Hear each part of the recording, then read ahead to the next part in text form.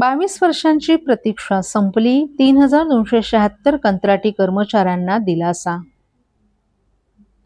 तब्बल 22 वर्षांपासून समग्र शिक्षा अभियानात कंत्राटी तत्वावर सेवा बजावणाऱ्या 3276 कर्मचाऱ्यांना अखेर न्याय मिळालाय.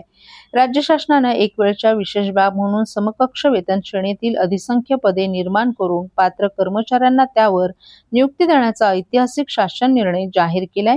या निर्णयामुळे हजारो कर्मचाऱ्यांच्या सेवा शाश्वतीचा प्रश्न मोठ्या प्रमाणात मार्गी लागलाय. या निर्णयासाठी कोकण पदवीधर मतदारसंघाचे आमदार तथा भाजपचे प्रदेश सरचिटणीस ॲडव्होकेट निरंजन डावखरे यांनी गेल्या 1.5 वर्षांपासून सातत्यानं पाठपुरावा केला होता. विधान परिषदेच्या प्रत्येक अधिवेशनात त्यांनी हा प्रश्न उपस्थित करत सेवा समाप्तीचा प्रस्ताव, वेतनातील तफावत आणि सेवा शाश्वतीचा अभाव याकडे शासनाचं लक्ष वेधलं होतं.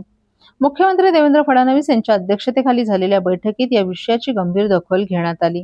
त्यानंतर समिती नेमून विविध राज्यातील धोरणांचा अभ्यास करण्यात आला. समितीच्या शिफारशी आणि मंत्रिमंडळाच्या मंजुरीनंतर अखेर शासनानं निर्णय जाहीर केलाय.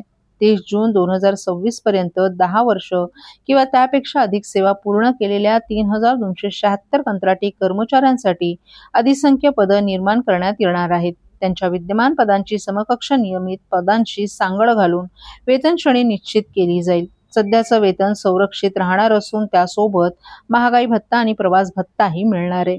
सध्या मिळणाऱ्या रजांच्या सुविधा मात्र कायम राहतील. मात्र ही पदं एक वेळच्या विशेष बाब म्हणून निर्माण केली जाणार असून त्यावर नवीन भरती होणार नाही.